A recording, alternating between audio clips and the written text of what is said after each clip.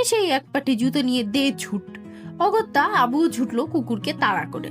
ছুটতে ছুটতে সামনে পড়লো একটা দেয়াল। কুকুর দেয়াল টপকে যেতেই জুতোটা ফসকে গিয়ে পড়লো দেয়ালের ওপাশে একটা ছোট ছেলের মাথায়। আবুর ভারী জুতোর ঘায়ে ছেলে অজ্ঞান হয়ে পড়লো। একজন মানুষ এবং একজোড়া জুতো, যা ইতিহাস লিখে ফেলেছিল বিপদের কালি দিয়ে। স্বাগতম আজকের গালগপ্পতে, যেখানে ছোট ঘটনা থেকে জন্ম নেয় বড় কাহিনী, আর হাসির আড়ালে লুকিয়ে থাকে জীবনের চপেটাঘাত। চলুন আজকের গল্পে ডুবে যাই।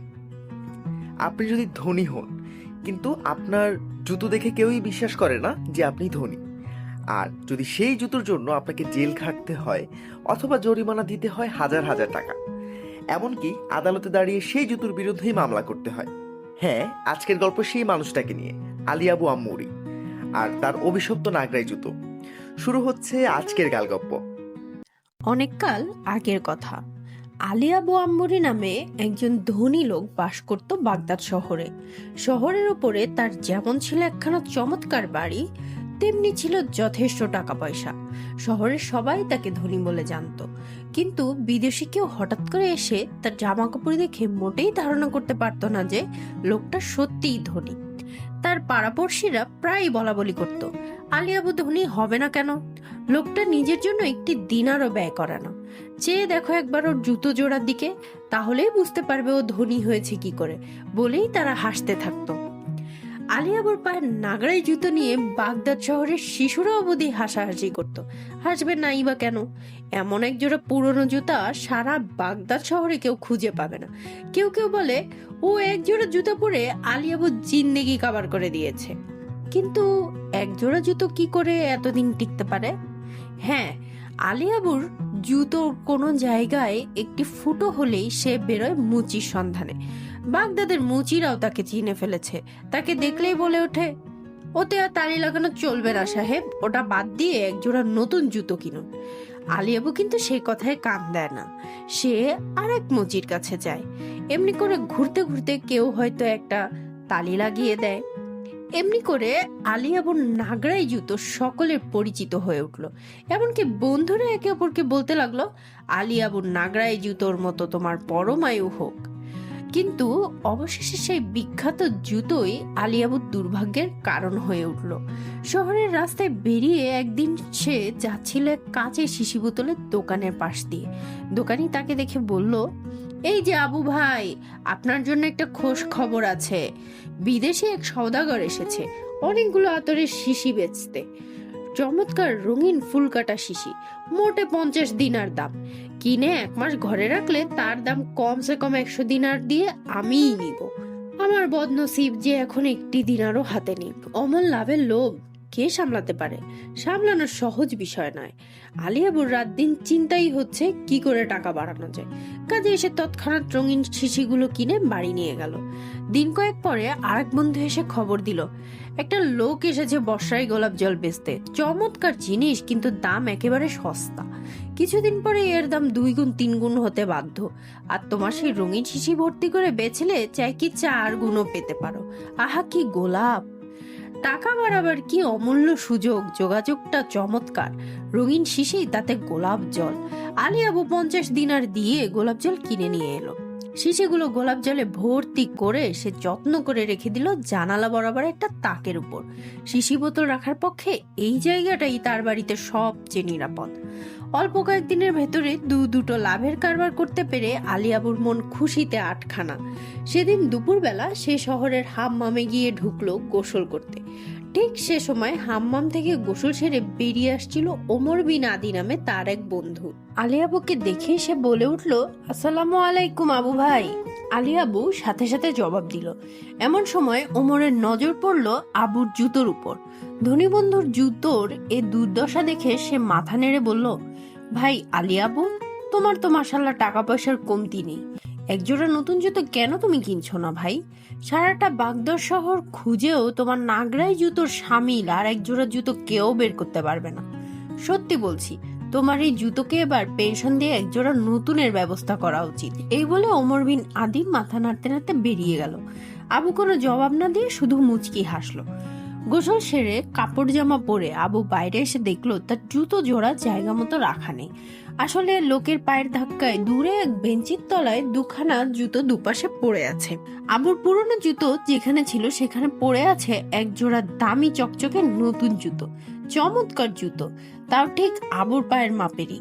আবু তখন মনে মনে ভাবলো, আমার বন্ধু ওমরেরই এ কাজ, সেই নতুন জুতা জোড়া আমাকে উপহার দিয়ে গেছে, এজন্যই মাথা নাড়ছিল ওমর। প্রাণ খুলে বন্ধুকে ধন্যবাদ জানিয়ে আবু নতুন জুতো পায়ে দিয়ে বাড়ি চলে গেল। আসলে আবুর অনুমান কিন্তু মোটেই সত্য নয়। জুতো জোড়া ছিল শহরের কাজীর। আবুর মতো তিনিও জুতো ছেড়ে হাম্মামে ঢুকেছিলেন গোসল করবার জন্য। বাইরে এসে কাপড় পাল্টাতে গিয়ে তিনি দেখলেন জুতো নেই সেখানে। দেখেই তিনি চিৎকার করে উঠলেন, আমার জুতো কি হলো? কাজীর জুতো নেই, খোঁজ খোঁজ খোঁজ সারা পড়ে গেল তক্ষুনি। চারিদিকে খুঁজে পেতে অবশেষে পাওয়া গেল আলিয়াবুর রং বেরঙের তালিওয়ালা সেই নাগরাই জুতো। সেই জুতো চিনতে কারো বাকি রইল না। তালিওয়ালা সেই জুতো বাগদা শহরে কে না চেনে। এ জুতো সেই কম বক্ত আলিয়াবুর না হয়ে যায় না। আমার নতুন জুতো নিয়ে সেই পালিয়েছে। হাতে নাতে এভাবে না ধরলে কে ভাবতে পারে যে বেটা জুতো চোর? বেটাকে ধরে এনে আচ্ছা সাজা দিতে হবে আজ। এই বলে কাজী চিৎকার করতে লাগলেন। তারপর লোকজনদের ডেকে জুতো পাঠিয়ে দিলেন আলিয়াবুর বাড়িতে। তারা গিয়ে দেখতে পেল সত্যি সত্যি আলিয়াবুর পায়ে কাজী সেই নতুন জুতো। আর যায় কোথায়, টানতে টানতে তারা বেচারা আলিয়াবুকে হাজির করলো কাজীর দরবারে। কাজী রেগে বললেন, এক্ষুনি ওর পিঠে 10 দৌড়া মারো, মেরে নিয়ে যাও কয়েদখানায়, 1000 দিনার জরিমানা দিলে তবে ওর মুক্তি। ব্যাপারটা যে ভুলবশত হয়ে গেছে আবু তা বোঝাতে বারবার চেষ্টা করলো, কিন্তু কে শুনবে তখন তার কথা। অবশেষে কেবল 1000 দিনার জরিমানা দিয়ে আলিয়াবু সে যাত্রা রক্ষা পেল। বাড়ি আসতে আসতে সে ভাবলো, যে অপয়া জুতোর জন্য এতটা হয়রানি আর বেইজ্জতি, তার মুখ সে আর জীবনে দেখতে চাইনে। আজ বাড়ি গিয়েও দুটোকে শেষ করতে হবে। এই ভেবে আবু বাড়ি ফিরে তার নাগরাই জুতো নিয়ে এলো নদীর তীরে। তারপর বাড়ি থেকে বেশ খানিক দূরে একটা পুলের উপর দাঁড়িয়ে এক এক করে দুপাটি জুতোয় ছুঁড়ে ফেললো নদীতে। কিন্তু সেদিন বিকেলে ঘটলো আরেক কাণ্ড। এক জেলে এসে নদীতে জাল ফেলতেই মাছের পরিবর্তে সশরীরে উঠে এলো আবু সেই বিখ্যাত নাগরাই জোড়া। হরেক রকমের চামড়ার তালি লাগানো এই জুতো চিনতে জেলের একটুও দেরি হলো না। সেবারের ক্ষেপে জালে মাছ না উঠলেও সে কিন্তু মনে মনে খুশিই হলো। বাড়ি ফিরে বউকে বলল, আলিয়াবু ধনী মানুষ, এতদিনে জুতা জোড়া ফেরত পেলে কম করেও 2 দিনের বকশিস নিশ্চয়ই দেবে। দুঃখের বিষয়, জেলে যখন আলিয়াবুর জুতো নিয়ে বাড়ি হাজির হলো তখন বাড়িতে কেউ ছিল না। ঘরের দরজাগুলো সব বন্ধ, শুধু একটা জানালা খোলা ছিল, তাও ছিল অনেক উঁচুতে। জেলে মনে মনে বলল, এই নিয়ে আর তকলিফ করে ফিরে যাওয়া যাবে না, তার চেয়ে জানলা দিয়ে ছুড়ে দিলেই আবু এসে তার জুতো পেয়ে খুশি হবে। পরে যখন দেখা হবে তখন বললেই হবে যে আমি পেয়েছিলাম ওটা, বকশিসটাও তখন চেয়ে নেওয়া যাবে। এই ভেবে জানালা দিয়ে জুতো দুখানা ছুঁড়ে মারতেই সেগুলো গিয়ে পড়লো গোলাপ জলের শিশির উপর। তার ফলে তাকে সবগুলো শিশি পড়ে মাটিতে পড়ে ভেঙে গেল। রাতে বাড়ি ফিরে আবুর তো চক্ষু চড়ক গাছ, মাথা চাপড়ে সে কেঁদে উঠল। আবার সেই অপয়া জুতোর কীর্তি, কি বদনসিবই হয়েছে আমার। আজই এক্ষুনি এই অলক্ষণের জুতোর হাত থেকে যে করেই হোক রেহাই পেতে হবে। এই বলে বাগানের এক পাশে দেয়ালের ধারে গিয়ে সে মাটি ঘুরতে লাগলো। আধারে তখন কিছুই দেখা যায় না, কিন্তু কাল ভোর অবধি অপেক্ষা করবার মতো মনের অবস্থা আবুর মোটেই নেই। চোর যেমন আধারে শীত কাটে, আবু তেমনি আধারেই মাটি ঘুরতে লাগলো। দেয়ালের পাশে শব্দ শুনে বাড়ির পাশে লোকেরা এলো আলো নিয়ে। এসে দেখলো আবুর কাণ্ড। তারা বলল, এই তোমার কীর্তি, আধারে বসে দেয়ালের তলে সুড়ঙ্গ কেটে আমাদের সর্বস্ব চুরি করার মতলব, চলো এক্ষুনি কাজীর কাছে। এবার কাজী তাকে দেখে বলে উঠলেন, আবার চুরি? কদিন আগে আমার জুতো চুরি করে জরিমানা দিয়েছো, এবার বুঝি বড় রকমের দাও মারবার মতলবে ছিলে? এই বলে আবুকে কথা বলবার সুযোগ না দিয়ে কাজী তাকে কয়েদখানায় পাঠিয়ে দিলেন। বাড়ি এসে সে ভাবলো, 2 বার 2000 দিনার জরিমানা দিয়ে জেল খাটার হাত থেকে রেহাই পেলাম, কিন্তু জুতোর হাত থেকে রেহাই না পেলে চলবে না। এই অলক্ষণে জুতো বাড়ির বার করতেই হবে। অনেক ভেবে চিনতে এবার সে জুতো জোড়া ফেলে এলো নর্দমায়।